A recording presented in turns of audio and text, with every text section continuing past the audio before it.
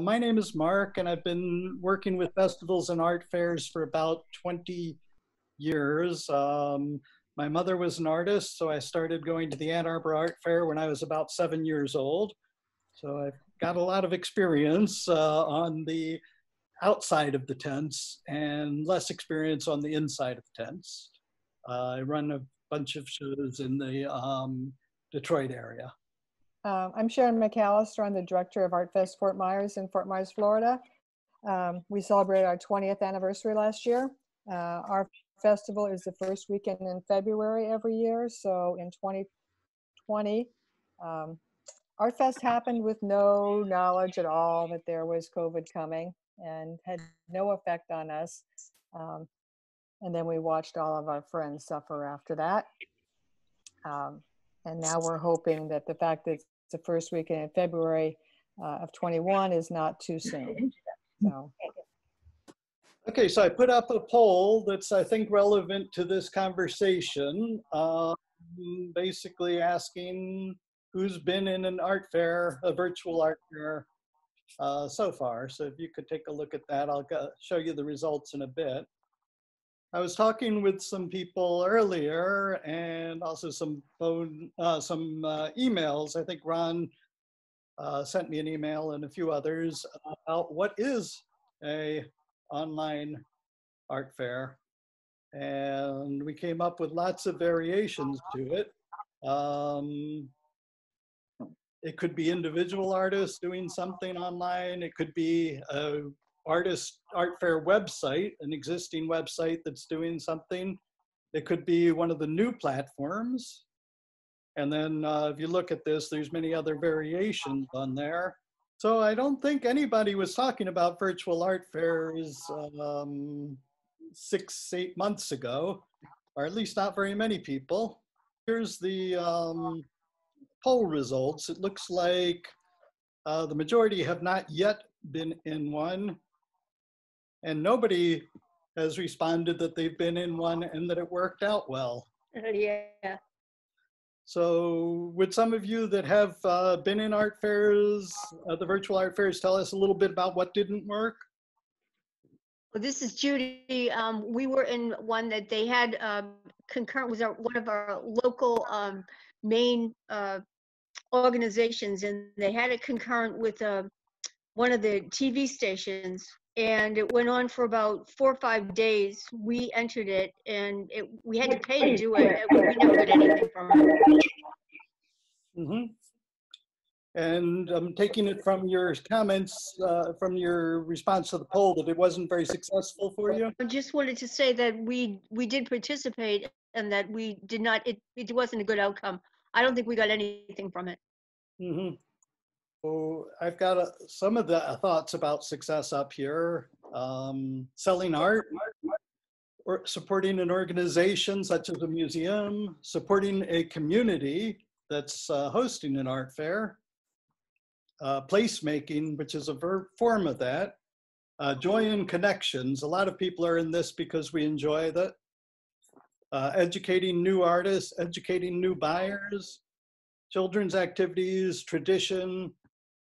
You have on here, I think, Money? Mark, I was reading down it. You had on here on one of them about, oh yeah, making connections and finding new buyers. And I would hope that that includes building their contact list. Yes. Because it should be one of the greatest places there is to do that. I know that the artists today who have good, strong email lists are doing much better than those who did not have those going into this. The two who said that they were not successful, Judy and I'm not sure that other person said. What can you just describe in a few words? What did that virtual show look like? I've done a few. I did. Well, let's see. Magic City, when they rescheduled their event, they went to the online, and they went with Eventiny, which allowed us a good platform to exhibit our work. I'd never seen it before, but it was nice, allowed us to build a business page. But I think then the onus falls on them were they able to bring people to that page to see the work? And based on, I think, the number of artists that may not have done well, I think that was a challenge for them. And then Lohmeyer Sculpture Park. I believe they went with Eventney also. Central Pennsylvania of the Arts went with an online one too, but they put up a picture of the artist, a single image, and they ran it for 4 days. I'm not sure why the picture of the artist matters, because most people don't buy us so much as they buy our art. It's the same thing that you guys talk about in a lot of the webinars that we do, is how do we bring people to our website? How do we promote ourselves? Is how do we effectively do this? This is a different structuring and a different format. And it's a different way of doing, to some degree, of doing business. And how can we do this? And I think this needs to be really well thought out. It's more than just throwing up a couple pictures, or the Webster Grove site too, Webster Arts Festival. It started out with a real nice picture of booths, and so you see a lot of artwork in a picture of a booth, but you don't know who the booth belonged to. And once you went past that, you never saw booth images again. You saw a couple images of the artist, and then you went off-site to their websites. They spend time there, then they have to come back to the original homepage, repeat that with somebody else. Okay. So Ron, your experience with the show from the point of view of the platform, I think from talking to you before, that part was a fine, an acceptable and ever improving situation. Your issue is with the promotion of the event, right? Well, it's two things. I wonder about the promotion of the event because not enough people are getting sales from it. But I think also the presentation of art. It's like when we do an art show, you have booth after booth after booth, you have panels, you have display cabinets, you have an impact to people visually as they walk down a road or through a park. That doesn't come across on most of these sites for online virtual art shows. So how can they make that as powerful as possible? And then especially if they're going to say charge a commission on sales that are made so that the promoter can make money, which is fine. But then that only, if they limit the number of pieces you can even show to like 4 or 6 pieces, who can pick out the 4 or 6 pieces of their work that they think are going to sell to any given audience? So but Eventney does not limit that, just to be sure people get that. Exactly. You build a business page, it's up to you to put up there what you want. So the first time they click on you, they go to your business page. You can show different sizes, different presentations. You can do, if you do note cards, if you do posters, if you do whatever you want, whatever you create. And that from one event to the next, that travels with you.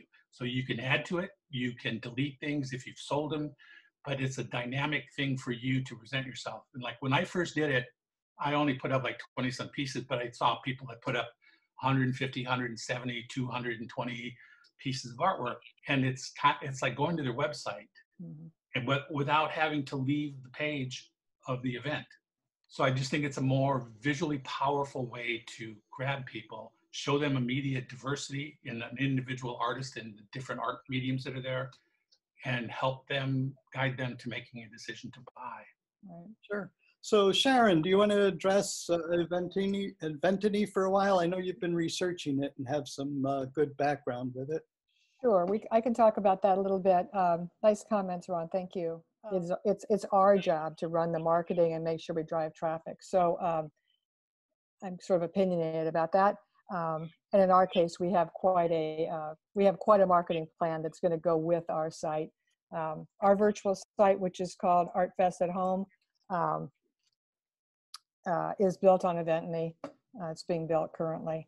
So we did do a lot of research. We went to demos for all of the major players that are currently out there, Event Hub and Booth Central and VFair and Pathable, and I don't know who else. We went to a dozen or so. Eventney, in our opinion, was by far the best. Partly because of the presentation that's able to be done. Like Ron was saying, building a store for every artist. You can load images, you can load video, you can have either on-demand video chat with attendees virtually through Zoom, or that you can make an appointment. The attendee can make an appointment with you to talk to you, so you don't have to have your Zoom on all the time. You can do it either way. you can, and from the events point of view, we can add whatever else we want to the page, sponsor things and all that, which you don't probably care about, other than that's what pays for them. And once you have built the page, your store, Ron was just talking about that. He was at Magic City and then several others. There are events. Once he built that store, he didn't have to build the store again, unless he wanted to edit his own store.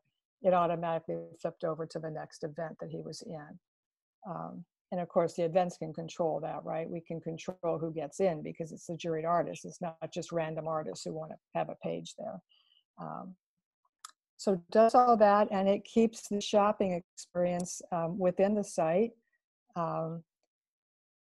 which I happen to think is really, really important, because you don't want the attendee to have to click out to other sites to do their purchasing, and not all artist sites are e-commerce friendly. Actually, the majority are not, and they're all different. So the person has to figure out where your store is and how your store is set up and all this stuff on your website and make that purchase, which is just altogether too difficult. Amazon has set the bar. You can like Amazon or not like Amazon, but the shopping experience is established by them. People expect to be able to go click on everything they want, put it in one shopping cart, check out, and they're done. And by magic, stuff gets delivered to them by all kinds of different, in their case, vendors. That's what people expect. And that's the way Eventiny is built. Sharon has been working with their producers in conversations, and it feels like that's the platform that's getting the attention. It's really flexible in terms of being able to put up video and such. So one of the things I hear from a lot of people is that it's got to be more than just a static platform. Just putting up photos of things that we are selling is not going to be enough to get people excited. This allows for live content, it allows for video content, and it allows for conversations, which are important. What else is missing? Are there some things that we can't replace by going virtual? Well, Michael Brown here. One thing I am realizing is that art festivals are fun for the attendees, and just going online and surfing websites or going to some of these virtual fairs is not that much fun. It's not much different than doing a Google search on anything. And I don't really have a solution to that, but I thought, you know, when I envision a virtual art fair, I would almost think on my screen, I see a map of a festival with booths, and I can kind of zoom in, and maybe I'm even going on a scavenger hunt looking for something that gets me going to different booths. And that's well beyond where any of these show facilitators are right now, like Eventiny. But I think unless it's fun and compelling, no one's going to go to these. I also always have felt when you're at an art show, there's a real sense of urgency. Like when I would do Art Fest Fort Myers, if those people didn't buy from me that weekend, they would not see me for another year. And if I didn't jury in, they wouldn't see me for many years. But a lot of these online venues seem to be thinking, well, we're going to run this for a week or a month, kind of lose the sense of urgency. And maybe that will always be the case. Maybe there's no way around that because people know they can go on their computer any time of day or night and go on Amazon, you know, as Sharon, you mentioned, and buy things. So maybe there's no way over this sense of urgency. But I think if somehow these can be made compelling, which I don't think they are right now, and somehow if there can be a sense of urgency, and maybe part of the onus on that is the artists themselves. Maybe they have to say, well, for this period of time, we have some kind of promotion, and I don't know exactly what that promotion would be, because for one, I'm not really interested in discounting work. I don't like those ideas like, oh, it's 20% off this weekend. I don't like that. So those are my comments, Mark, on some of the challenges I think with these. Yeah, thank you. I put those up in the chat box. Basically, interesting and compelling activities and urgency, I think, are the two major things that you were addressing there, Michael, that we want to recapture. I think there was one other thing, though, that he touched on that I think is important, and that's when people walk into your booth, they develop a relationship with your work that isn't carried over into the video world nearly as effectively. When they pick up a piece of ceramic, or they hold a piece of jewelry from a case that the artist put in their hand, or they stand in front of a painting or a photograph, that immediacy, that intimacy with the work is not there. I think it's really, really good points on the compellingness, Michael, and I guess it was Ron that was talking. I Yes. can't tell for sure on my screen. That it has to be what we're calling, it has to be a happening. It has to be an experience. It can't be, we've had an online gallery on our website for, I don't know, since 2010 or so. And that's a great reference if someone's trying to find you, and that's all fine, but that's not a virtual event. That's just a place where people can find you. So it has to be compelling. It has to be an experience. That's part of why we're working with Eventiny, because we have a bunch of pages in design that are to do that, to bring the excitement of things. Like in our case, we have all kinds of kids' activities. We have a big high school show. We have a chalk event. We have other things. All of those will have a place. They have an interactive map, so you can walk around this site and click on booths if you want to do it that way, and up pops the artist's booth or his or her store. So you can do that. I wouldn't navigate that way, but people like that. So that's on there too. Information room, so people can ask questions, just like at an event. So we're trying to take all the things that would be in an art festival and make them into the virtual space, so they don't look through 2 or 3 artists and say, okay, this is fine, this is boring, I'm off to do something else, right? They need to stay engaged. The same way they do at an in-person event, you have to keep them engaged. So I did make note though about the sense of urgency. I think we figure out how to do that. One thing I'd say about discounting, I'm absolutely with you, Michael. I can't stand it when artists discount their work. I mean, it's like, does that mean it has less value today? But value added, you could do, right? That you sell a piece of your work and you happen to have, I don't know, I don't think you have note cards, but if you did, the person gets a pack of those with it, right? Or a print for their child or something. Yeah. What if it started with a picture of the booth? Yeah. Mm-hmm. And then when you virtually, you would walk into the booth and you would be in the storefront for that artist. Yep. Because that would start with the show experience. It's also incumbent on the artist to, first of all, have a good booth shot, right? I mean, that would be useful that they have a good booth shot, but that they also have good video. I like the idea. Well, Larry and Michael are both sitting in their booths, and I think that's a good start. Yep. And having a video that shows you around the booth would be a good thing.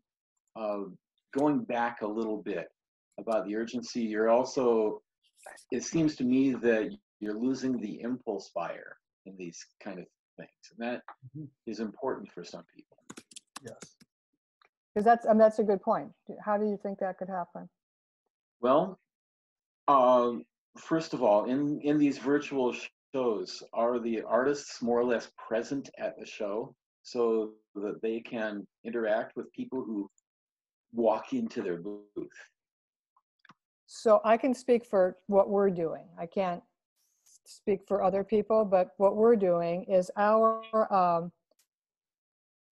plan is that we will take place in person the first weekend in February, like we always have. So assuming that's the case, right?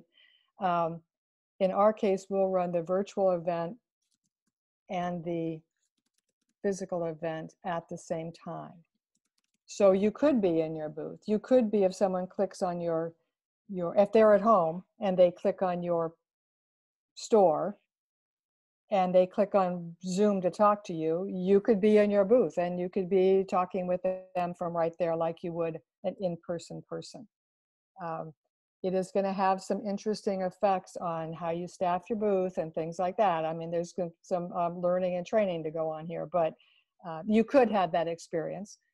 Or if you're at home and an art festival is not actually taking place, then the first video up could be you chit-chatting with them and your video chat button, if that's Sharon, what you meant. if somebody wants to be in your virtual event, do they also need to be in the real event? But our deal is a package deal. Once you're juried and accepted to ArtFest, should be in both things. It seems like that might also help some with the urgency because it again has a set time. One of the things I was looking at, one of the shows I work on is called the Clay, Glass and Metal Show, Art of Fire. And rather than have the show over 3 days, I was thinking one day could focus on each of those mediums, and then we could do live art demonstrations and even competitions. For example, on Glass Day, people could suggest things that they want, and then we could have 3 different glass artists making those items over the next few hours. And that would give an incentive for people to stay around. And while they may not watch the entire time, maybe they'll watch for a while and then want to come back and see what the finished work is. I think that's an awesome idea. So you're going to pre-film those so that you have different glass blowers in different locations doing that? On some of them, and on others, there's some studios where I know a lot of glass blowers, so I can have multiple people at the same time. All 3 mediums will be available to purchase all the days, but we'll be highlighting 1 medium per day to really try and attract those shoppers. So we have a question on our chat about shipping. We did a virtual show with our teen artists, one of whom is stranded out in Las Vegas at the time, and he sold a large frame photograph back here in Michigan and had to find a way to ship it. He got the customer to pay for it, but the shipping was over $100. And I think along the same line, you might want to, not necessarily you, but artists might want to think about what items they sell in a virtual show and which items they sell in person. Like, I'm just thinking of some photographers I know, they have some very large pieces. They're out at, you know, I don't know, 60 wide and 48 tall, or big copies. They do or don't sell them virtually, and they're up to 30-inch wides or something to make, because of the shipping issues, right? Another thing they could do is network with other artists that are actually driving to shows to have them deliver pieces. Yep. And from my experience, so the people that buy big pieces of art, be they sculpture, be they photography, whatever, I don't sense that there's too much of an issue with shipping with those people, because they're used to spending money, and they understand that if you have to freight it even, that's, which is not a simple thing to do, and none of us as artists want to freight anything, but it can be done, and they usually will pay the cost. So Erica's asking about taxes, and as far as the Eventini site, I'll let Sharon answer that. But my understanding of taxes is that if you do not have a presence in that state, it's not that big of a issue. It's the same as PayPal. So like we sell posters online from the festival. And so we happen to use PayPal for that. PayPal computes the taxes due in Florida based on the laws in Florida, and sends us the money, and then we file the tax return. So Eventini has set up, done all the research and set up within the cart system for whatever the tax deal is for you. It's just way too complicated, right? If you're from one state shipping someplace else and all that, they've done all that. And so part of the reporting that comes to you in the background divides that all up. So it charges the tax if you need to collect it, and it sends it to you, and then it sends you a report saying whatever states they are, this is Michigan and this is Ohio's and whatever, so that you have all that data in the background. Okay, so if I'm hearing you correctly, then with me being in Maryland, and say I participated in a virtual show that was based in Michigan, and then, but yet then sold to someone in Florida, for instance, during that same show, then it sounds like I get a breakdown on the taxes that's pre-done. Okay, right. Fantastic. You get a breakdown of whatever the law is, right? Way too much to try to figure out myself. Okay, and I will just put in my 2 cents about the photographers and the large pieces. I'm a fine art photographer, and Michael, Larry, thanks for the idea about the photo of your shop as your virtual background, because I whipped that up while we were talking here. And just behind me, you know, some of my pieces are like 35 by 46 that would need to be shipped. So I definitely understand that. So one of your challenges then is to figure out how that process happens easily for you, and kind of what the price is so you can tack the shipping on to the customer. But you can figure that out. The more you're able to have standard sizes that you're shipping, the easier it'll be for you to give accurate quotes of what the shipping should cost, and even be able to either include it in the fee, which people love, or have a set fee that's easy. If you buy that, it's a $12 shipping fee, whatever. So this is, after you click to it, this is Royal's page within Eventiny. And we were talking about the importance of video and all those. So if you happen to know Royal, his work that's to the right there, the pictures in his booth and of his images, his work all moves. And that's part of the point, is that it moves. And it's very hard to convey that in a still picture. So his video is showing off how that happens. And then, of course, down below, he has, this is what he filled in. You could do something else. He happened to do free shipping. I'm sure it's built into his price somewhere, and he standardized that packaging. And then this is just all his work that's available. And you'll see this one that's pink. I think you can see my cursor move. In the background, it tells, if I'm here shopping, it shows that there's only one of these available and somebody has it in their cart. If they're in your cart, if somebody has, they can also put in, you could have it say 52 people purchased this or whatever, it's driven out of your cart. So if people have been buying a particular item, if it's sold out, it says sold out. It's built to make it impossible for 2 people to buy something. Like right now, this white dragon wouldn't be available because it's in somebody's cart. And I think one of the things that goes to the context of urgency is that when you set up your business page, you can determine how many items of each of these you want to have available on sale. So if you want that urgency, you can say 1 of each, that's it, buy now, whether it's an original or whether it's a reproduction, say 1, and that'll develop that urgency. I like that a lot, Ron. And even setting that up so that if you have some pieces you know are going to sell, somebody's already interested, asking them to buy it through the platform so that it can show some work already sold right away. So it's the same kind of thing, just making sure that there's already that sales starting so people are seeing the urgency. Yeah. Anybody else want to bring up anything, questions and or answers? Well, I had asked Sharon about if somebody's doing 2 shows the same weekend, and one show, if something sells, does it disappear from the other cart? I believe the answer to that is it automatically takes it out of your inventory, because keep in mind that your store on ArtFest site and your store on Glen Ellen's site is the same store. Except if there's 2 different platforms that they Well, yeah, right. That would be a problem.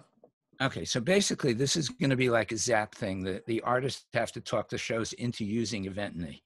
Works for me. The thing is that if you can ask shows, point them in that direction to let them look at the platform and make the decision themselves, see what it offers. If they think they can do a better job somehow, more power to them. But for a starting point out of the block, because I don't think any of us heard of Eventiny before probably March or April, they have, I think, the leading platform out there, like Sharon was saying.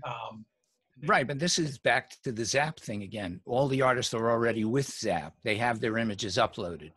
Mm-hmm. They have their storefront created on Eventiny. So if a show doesn't want to use that platform, then the artists have to recreate their storefronts all over again. Yes. So I have a question. Would Eventiny end up morphing into a Zap where a show would use them to collect applications?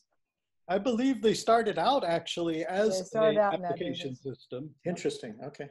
Their business before March was, and still is, was they had event management services, like they had a Zap kind of feature, not so much for juried art shows as for processing vendors for something, like signing up for farmers market, and they could do a juried event. Has Zap Oh. considered That's what I going was in just that going to, direction? that's what I was going to Not talk to about. my knowledge. I have found no one that says that. They may have, and it's a secret. I have not heard that. Sure. One thing I wouldn't want to see here is, well, Zap pretty much has a corner on the market, and I think we all have a love-hate relationship with it. Mhm.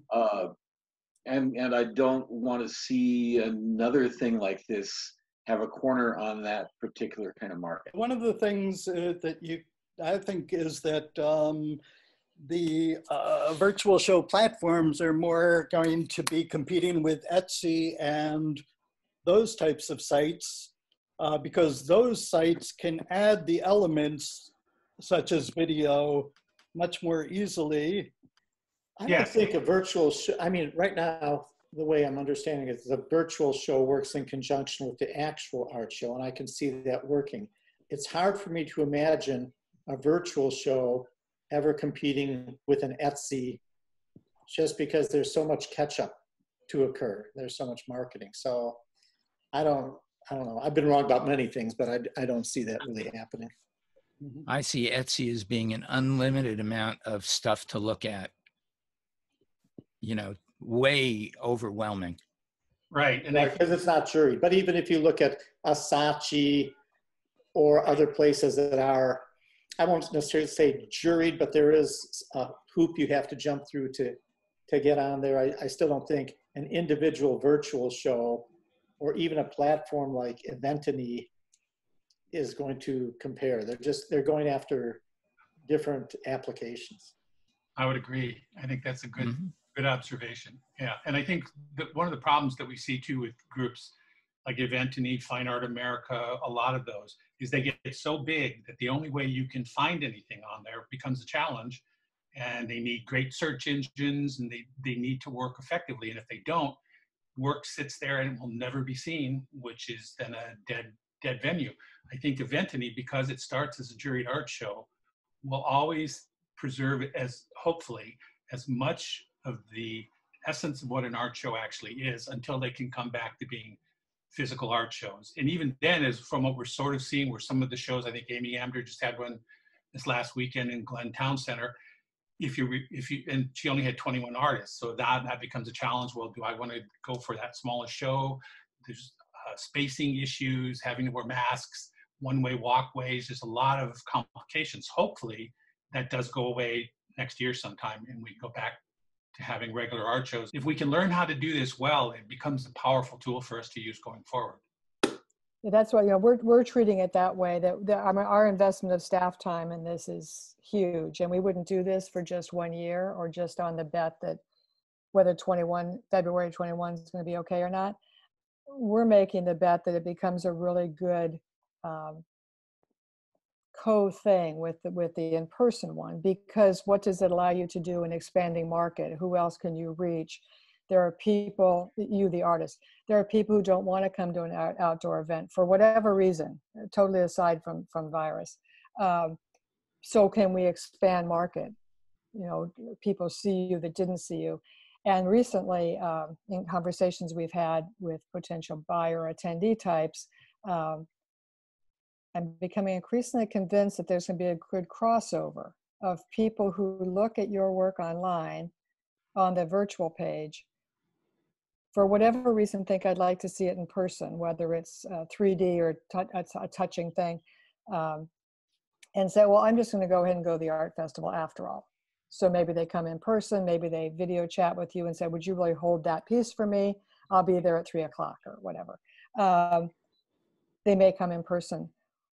Also came up that we should set up a curbside pickup, just like everybody has curbside pickup, right? So the virtual person could choose curbside pickup. If they happen to live in Fort Myers or Naples, somewhere close, they could do their purchase, chat with you online, say, okay, I'm going to come by and pick it up at the curbside pickup location. You could add installation too at the We art. could installation, we could do a delivery. You think about larger pieces and someone wants it hung. We have artists now who are patron can't decide between two different pieces, and the artist is fine, I'll bring them both, and they install them both. And sometimes the buyer buys one, sometimes they buy both. So all those same things that you would do in person can be done this way. Obviously, if the person wants it installed in Michigan and we're in Fort Myers, maybe that'll happen, maybe not. Or maybe the artist lives in Michigan. We have plenty of artists from around the country and they take it back to Michigan when they go. So Also, too, I think from participants, especially this winter, even if shows do start up again in Florida, how many people won't be traveling to Florida during the high season because of fear of Florida being one of the top states with problems. But if they know that they've gone to the show for the last 3 years and they go, well, let's see if they're having, oh, they've got an online version of it. So now they can participate and purchase where they wouldn't have. Right. So I think it'll be on the marketing. I think it really becomes really becomes a symbiotic, how do you pronounce that word? Symbiotic thing, that we carry a lot of the responsibility for driving traffic to the at-home show, but so do the artists, just like they do for the in-person one. That, can you imagine if all 200 artists who are normally at ArtFest were promoting out through their social media at the same time we are, what would happen to the buying crowd? So, because they don't do that now. But that would also be the case for a virtual event, right? Push the fact that there's this event and you know you have collectors from Ohio or wherever, push them to come to the virtual version. Actually, I think it's an interesting thing that you bring up, because is there a reason now that shows like, say, Art Fest Fort Myers or any event down in Florida or anywhere in the country can't reach outside of the market that they typically had? Because online, there's not, if a person's going to look at the work online and purchase online, just it seems like you can reach out a lot further with your promotion to a lot bigger audience that would never have come to the art show to see your work than we were able to before with art show. Right. One of the things we're going to ask artists for when we get further down the road, once we've done acceptance and we're talking to the accepted artists, is if they would send us, we don't need the people's names or their email addresses, if you would just send us their zip codes. Because if we knew that Michael, for example, that most of his zip codes are from Ohio, well, we could target market right into those zip codes through our social and drive other people like the ones who buy from him to get more people who buy from him, right? So any of those folks that haven't spoken much yet, did you have anything you wanted to address or? Hi, Don and I joined a little late. We just missed the start time, so I don't know what we missed in the first 20, 25 minutes. But I have, what I picked up on here is that some of these virtual events, they're tied to a show that we know of.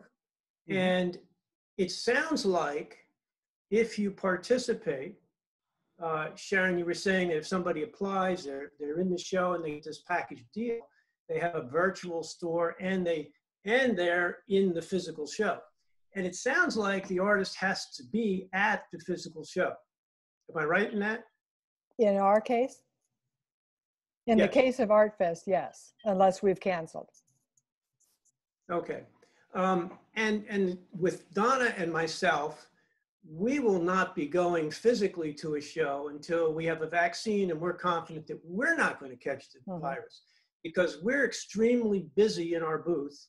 We always have a line of people. We have activity at our desk. People are in my face all the time, and that is just not safe, masks or no masks. I wouldn't be able to participate in that kind of show if I have to be in person at the physical show. But that's true. That's true for 2021 for ArtFest. This year it is a package. I mean, that was what we decided. The flexibility of Eventini, which is the platform we're talking about, we have not made this decision, but it would allow us to say, okay, ArtFest, normal ArtFest with its juried artists that were accepted, that were in person and on our site, is this many weeks or months or whatever it is, some amount of time. I believe that most of the shows are going to do like Sharon is doing, at least at first, where they're going to require you to be in person because they're trying to stay true to some of the things that have been important at art fairs in the past. I don't know that all of the shows are going to do it. So there's going to be every variation you can imagine. So there will be opportunities out there. I have a question for Sharon. This is kind of all hypothetical. I'm just trying to think a few steps ahead. So my plan right now is not to participate in Florida art shows first quarter next year.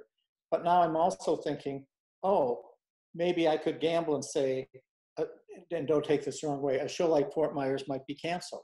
So I could apply to that show with the thought it might cancel and then be in this virtual show. But my question is, would the price of the virtual show be the same price as the actual art show? Like, would I end up spending $400 or $500 to be in a virtual show? Our goal is to build it strong enough that that you will make enough money to make that worthwhile.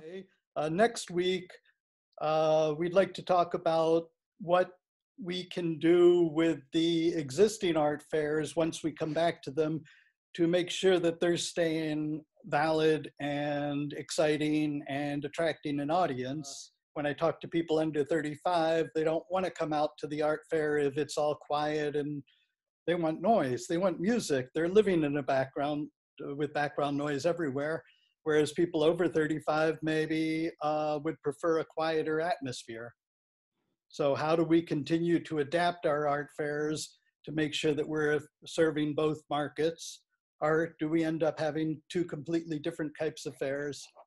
It's really your chance to help form what the next generation of art fairs is going to be. So we're trying a couple of other new things. One is what we're calling our private art fairs, where we're going into hotels with 20 artists, each have their own suite, and we can have a controlled group of people come through to do the shopping, only appropriate for people whose work is in the 500 and up range, because you're going to see 1,000 buyers during the weekend.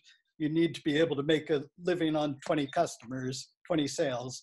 It doesn't work if you have $10 items.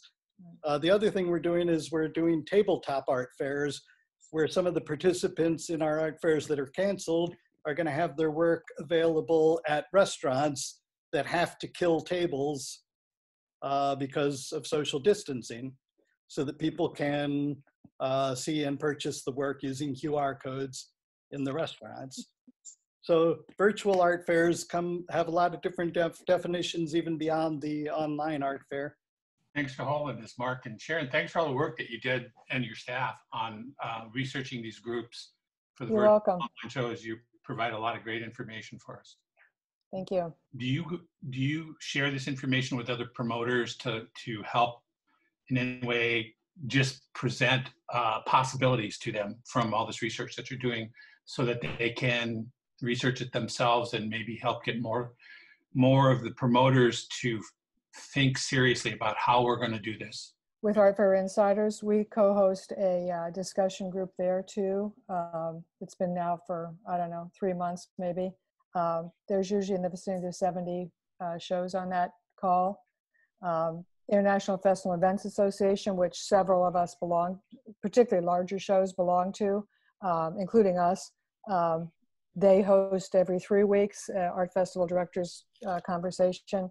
Hey, and I know a lot of you received my email, and that's how you found out about this. If you don't, go to my website and get me your address so I can make sure you get it in the future. If you haven't been receiving Sharon's stuff, you're probably not on her list yet, so make sure you get her your email if you want to hear. She's got a lot of resources that she makes available for people. Well, thank you all. This kind of wraps things up. Next week, we'll talk about live shows.